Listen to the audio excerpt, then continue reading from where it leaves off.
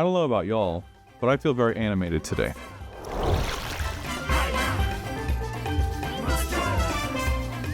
Coughlin's Law, number 62. When making an animated feature, know how to animate. Something that I did not know how to do at the very beginning of this process. That's a cocktail reference, y'all. Boom.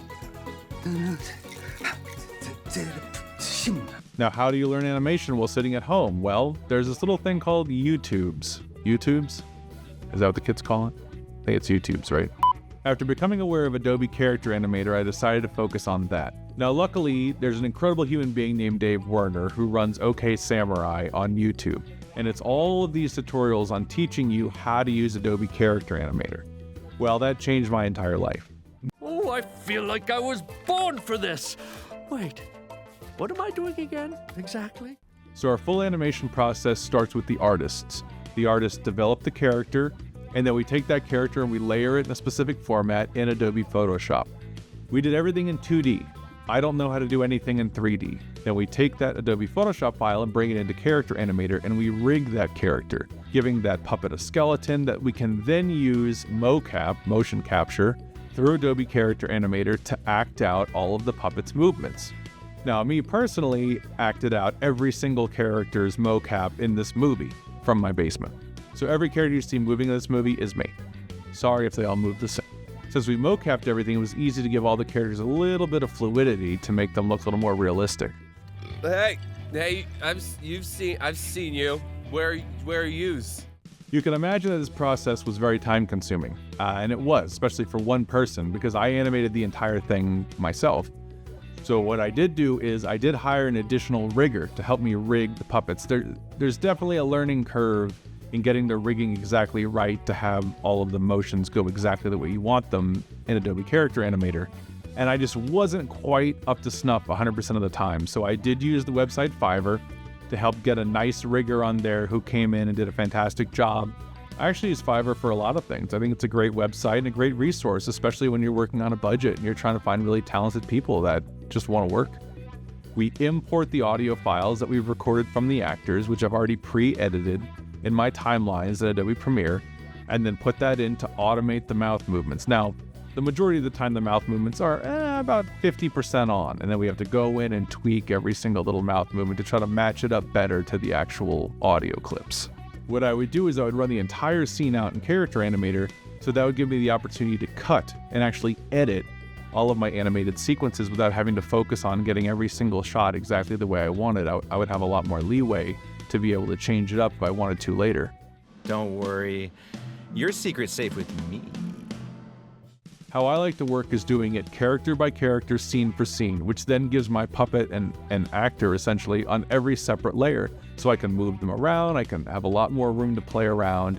You think of it this way, when you bring everything into Premiere on separate layers, I would have the location, but the location might be the ground, the sky, clouds moving, the sun, maybe there's a bird flying by, maybe there's rain, maybe there's wind, maybe there's the ocean moving in the background. There's lots of different elements that I would layer all into Premiere and then bring the puppets in as well and layer the puppets in, have them walk into certain places or have them placed in certain areas.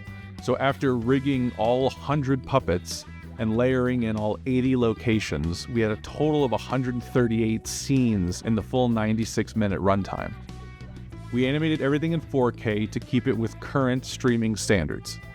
There's only a couple cycles in the entire movie that we animated. A cycle is a character motion, right? Like walking and things like that. Adobe Character Animator has pre-built in walking, dancing, running, so that I didn't have to worry about cycling. The cycles that we did have illustrated, Izzy handled all of, and it was the ghost crabs and the shambling mound. There was a lot of elements in animation that I just couldn't do because of my limit of talent and skill at the time, and so you would cut around that. Cut to a medium shot with a character walking if you can't get their feet to match just right. My favorite character to mocap was probably Midnight, our black-tipped shark, just because she's literally a giant fish and had little tiny fish arms, and so she didn't really move a whole lot, And every time we'd show her walking, we would have to cut around it because it didn't make any sense that her flippers would walk. My least favorite character to animate was Moon, our jellyfish girl, because she has all of these strands of jellyfish hair. You'd have to have all the strands moving, and for some reason, it would never move quite the right way, so there's a lot of tweaking that I would have to do with that hair movement. So there's little things like that that you run into as well. Another character that was a challenge to animate was Flanagan, our horseshoe crab bartender, because he has 6 arms. And so you would have the normal arms, but then you'd have these little tiny baby arms that you'd have to animate to make them look like they're always in motion. Because I really like the idea that the characters are always slightly moving. Sorry, yes, you're right. It is an acid bath, though it does exfoliate. So full disclosure, I feel really bad talking about this because I feel like people that have gone to animation school and have worked for years to develop their craft, do all these things. I'm not making Pixar. I'm not making incredible Disney animation. Like, what we're doing is definitely more of an Adult Swim style, an Aqua Teen Hunger Force, which to me, as long as the story is hilarious and the characters are vibrant and great and relatable, that's all that really matters. So after drawing, labeling, rigging, mocap, animating, and then layering everything into a timeline, editing it all together into our full 96-minute film, we're ready to move on to the next step, which is sound design.